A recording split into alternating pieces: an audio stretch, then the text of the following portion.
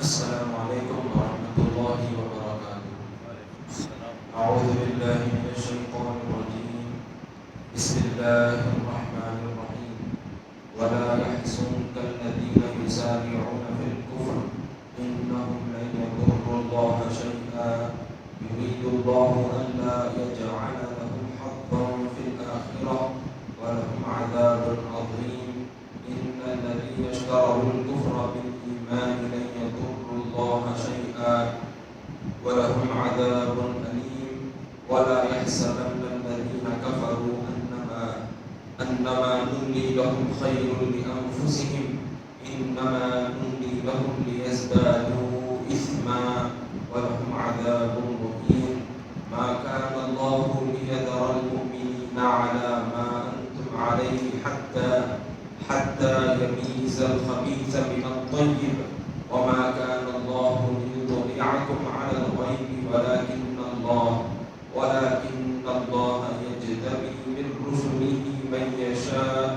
فآمنوا بالله ورسله وإن تؤمنوا وتتقوا فلكم أجر عظيم صدق الله العظيم۔ محترم حاضرین، ابھی جن آیات کی تلاوت کی گئی ہے یہ چوتھے پارے سورہ آل عمران کے 18ویں رکوع کی آیتیں ہیں۔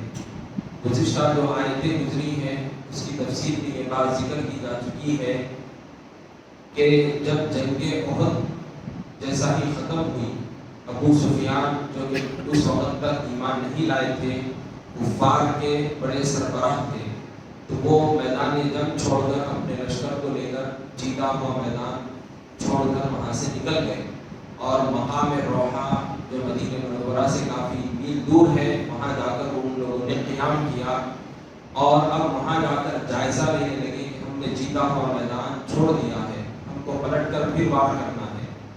اب ادھر حضور صلی اللہ علیہ وسلم کو اللہ تعالیٰ نے وحی کے ذریعے سے پیغام بھیجا کہ یہ کفار پھر دوبارہ حملہ کرنے کا ارادہ رکھتے ہیں، تو حضور صلی اللہ علیہ وسلم نے اسی حالت میں اپنے صحابہ کو جمع فرمایا جو جنگ احد میں شریک تھے۔ جنگ احد میں بڑا نقصان مسلمانوں کا ہوا، کافی سارے زخمی ہوئے، خود حضور صلی اللہ علیہ وسلم بھی زخمی تھے، حضور کے دندان مبارک یعنی دانت حضور کے شہید ہو گئے تھے، خون بھی نکلا تھا حضور کو۔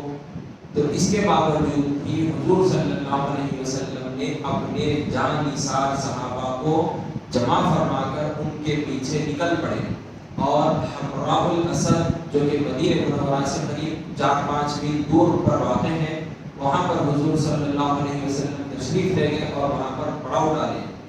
ابو سفیان نے جو جاتے جاتے جنگ احد کے بعد للکار کر گیا تھا کہ ہم پھر دوبارہ ملاقات کریں گے بدر کے میدان میں، یعنی ہم پھر دوبارہ جنگ کریں گے، تو حضور نے فرمایا بے شک یقیناً اگر اللہ چاہے تو ہم ضرور جنگ کریں گے۔ اس طرح سے حضور صلی اللہ علیہ وسلم نے اس کو جواب دیا تھا۔ بہرحال حضور صلی اللہ علیہ وسلم صحابہ کو لے کر نکل پڑے تھے، حضور کے ساتھ چند صحابہ تھے، 70 کے قریب صرف حضور کے ساتھ صحابہ تھے، لیکن کفار کا لشکر بھاری تھا۔ لیکن اس کے باوجود بھی دیکھیے کہ اب ان لوگوں نے کفار نے یہ بڑی چال چلی، یہ مکاری کی کہ مسلمانوں کو ڈرانے کے لیے انہوں نے حربے اختیار کیے۔ بعض لوگوں کو پیسے دے کر بھیجا کہ جاؤ مدینے میں دہشت پھیلا دو، لوگوں کو ڈرا دو کہ کفار اور زیادہ لوگوں کو لے کر حملہ کرنے کا ارادہ رکھتے ہیں، وہ نکل پڑے ہیں۔ تو اس طرح سے جب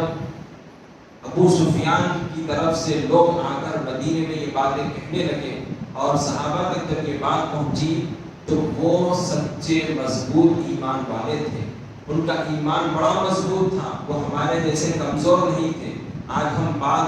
افواہوں پر جو کان دھرتے ہیں ہم کمزور پڑ جاتے ہیں اور ڈر جاتے ہیں کہ کوئی لوگ جو پاور میں ہیں ہم پر حملہ کر دیں گے یا ماریں گے یا ستائیں گے تو ہمارا کیسا ہوگا کیا ہوگا، ہم کو اپنی فکر ہوتی ہے۔ لیکن صحابہ کا جذبہ دیکھیے، ان کا ایمان دیکھیے، انہوں نے کیا کہا کہ حسبنا اللہ ونعم الوکیل، یعنی اللہ ہم کو کافی ہے، اللہ ہمارا مددگار ہے، کارساز ہے۔ انہوں نے ڈرنے کے بجائے یہ کلمات زبان سے نکالے اور ہمت جٹا کر حضور کے ساتھ روانہ ہو گئے۔ تو الغرض اس کا اثر یہ ہوا، صحابہ کے جذبے ایمانی کا اثر یہ ہوا کہ ابو سفیان اور اس کے لشکر پر ہیبت طاری ہو گئی، خوف بیٹھ گیا کہ مسلمان اس کے باوجود بھی زخمی حالت میں بھی ہمارا پیچھا کر رہے ہیں، اگر وہ آ گئے تو پھر ہماری خیر نہیں ہے، لہذا وہ ڈر کے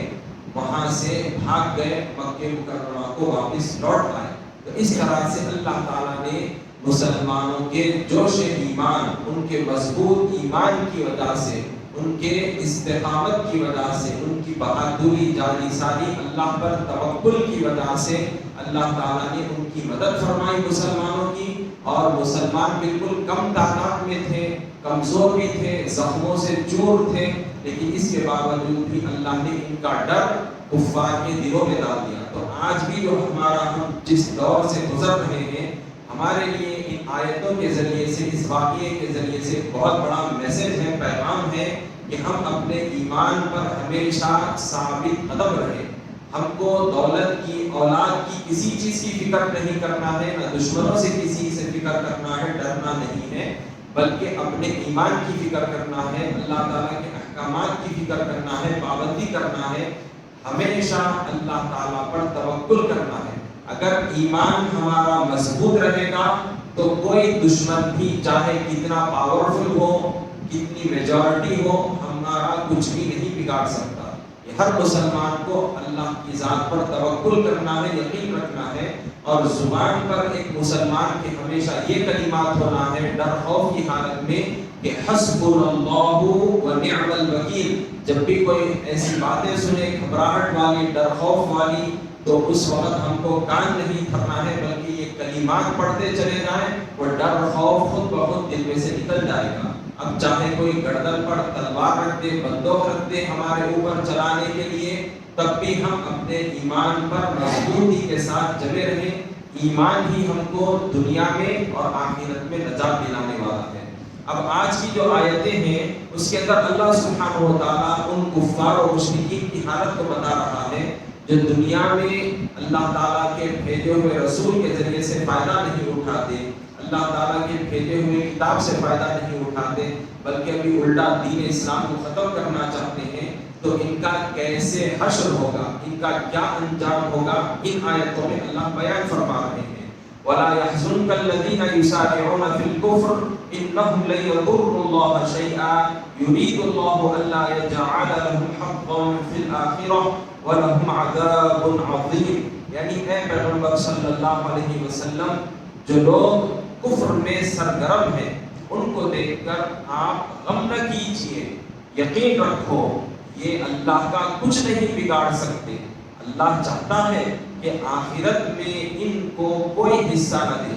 اور ان کے لیے بڑا عذاب تیار ہے۔ ان الذین اشتروا الکفر بالایمان لن یضروا اللہ شیئا ولہم عذاب علیم، یعنی جن لوگوں نے ایمان کے بدلے کفر خریدا وہ اللہ کا کچھ نہیں بگاڑ سکتے، ان کے لیے دکھ دینے والا عذاب تیار ہے۔ حضور صلی اللہ علیہ وسلم جو کہ رحمت للعالمین ہیں، بڑے ہمدرد ہیں حضور۔ جب یہ کفار جو ایمان نہیں لاتے اور اللہ تعالیٰ کی دی ہوئی ہدایت، بھیجے ہوئے نبی، بھیجی ہوئی کتاب سے فائدہ نہیں اٹھاتے اور برابر کفر پر بضد اڑے ہیں، تو اس سے حضور صلی اللہ علیہ وسلم غمزدہ ہو جاتے کہ آخر ان کا انجام کیسے ہوگا۔ یعنی حضور ہمدردی جتاتے، حضور کے دل میں ان کے لیے ہمدردی پیدا ہوتی کہ کاش یہ لوگ بھی ایمان لے آتے، اچھے بن جاتے، فائدہ اٹھا لیتے، سدھر جاتے۔ اس طرح سے حضور کو یہ غم کھایا جاتا اور حضور کو یہ فکر رہتی کہ یہ لوگ بھی مسلمان ہو جائیں۔ لیکن ان کی یہ حالت تھی کفار و مشرکین کی کہ یہ ایمان تو نہیں لاتے تھے، اللہ کے رسول سے فائدہ بھی نہیں اٹھاتے تھے، اور ساتھ ہی ساتھ ان کی بری نیتیں تھیں، برے ارادے تھے کہ وہ اسلام کو ختم کرنا چاہتے تھے، اور اس طرح سے وہ کافی سارے حربے اختیار کرتے تھے۔ تو اللہ تعالیٰ فرما رہے ہیں کہ اے پیارے حبیب صلی اللہ علیہ وسلم، آپ دکھی نہ ہو ان کے ایمان نہ لانے کی وجہ سے، ان کے جو کفر میں جو سرگرم ہیں، آپ ان کی وجہ سے غمزدہ نہ ہو جائیے۔ ان کی یہ حالت جو کفر پر اڑے ہوئے ہیں، تو یہ اللہ کا کچھ بھی نہیں بگاڑ سکتے، چاہے کتنی مکاریاں کر لیں، کتنی بھی چالیں چل لیں، یہ اللہ رب العزت کے دین کو، دین اسلام کو نہیں مٹا سکتے، یہ اللہ اور اس کے رسول کا کچھ بھی نہیں بگاڑ سکتے۔ یہ اپنی آخرت برباد کر رہے ہیں اور ان کے لیے آخرت میں کوئی حصہ نہیں، بلکہ الٹا ان کے لیے دوزخ کا عذاب تیار کر دیا گیا ہے۔ اب ان کے علاوہ بعض ایسے بھی لوگ ہیں جو کمزور ایمان والے ہیں، جو عشق و محبت کی خاطر اپنے ایمان کو بیچ دیتے ہیں، یا کوئی ڈر خوف کی وجہ سے اپنے ایمان سے پھر جاتے ہیں اور اسلام چھوڑ کر مرتد ہو جاتے ہیں، یا وہ لوگ ہیں جو ظاہری طور پر اپنے آپ کو مسلمان بتاتے ہیں لیکن اندرونی طور پر کفر چھپائے ہوئے ہیں۔ تو گویا یہ وہ لوگ ہیں جنہوں نے ہدایت کے بدلے گمراہی کو خرید لیا ہے۔ اللہ تعالیٰ نے ان کو اتنا قریب رکھا تھا لیکن یہ اسلام کو چھوڑ کر کفر پر جا ملے ہیں اور اس کو اپنا چکے ہیں۔ تو ایسے لوگ بھی دین اسلام کا خاتمہ نہیں کر سکتے، یہ ایسے لوگ بھی، یہ منافقین بھی، یہ مرتد بھی اللہ تعالیٰ کا کچھ بھی نہیں بگاڑ سکتے، بلکہ یہ لوگ اپنی آخرت برباد کر چکے ہیں، برباد کر رہے ہیں۔ اور ایسے لوگوں کے لیے بھی جو ایمان سے پھر گیا، جو منافق ہو چکا، تو ایسے لوگوں کے لیے بھی تکلیف دینے والا عذاب اللہ نے تیار کر رکھا ہے۔ اب مزید آگے دیکھیے کہ یہ جو ایمان نہیں لاتے اور یہ جو سمجھتے ہیں کہ ہم نے جو غلطیاں کی ہے فوری طور پر عذاب کیوں نہیں آتا، تو ان کی تنبیہ کے لیے اللہ تعالیٰ فرما رہے ہیں وَلَا يَحْسَبَنَّ الَّذِينَ كَفَرُوا أَنَّمَا نُمْلِي لَهُمْ خَيْرٌ لِأَنفُسِهِمْ إِنَّمَا نُمْلِي لَهُمْ لِيَزْدَادُوا إِثْمًا وَلَهُمْ عَذَابٌ مُهِينٌ، یعنی اور کافر یہ خیال نہ کرے کہ ہم جو ان کو ڈھیل دے رہے ہیں تو یہ ان کے حق میں بہتر ہے، نہیں، بلکہ ان کو صرف اس لیے ڈھیل دے رہے ہیں کہ وہ اور گناہ سمیٹ لیں، آخرکار ان کے لیے رسوا کرنے والا عذاب تیار ہے۔ کہ کافی سارے لوگ جو زندگی گزار رہے ہیں دنیا کے اندر،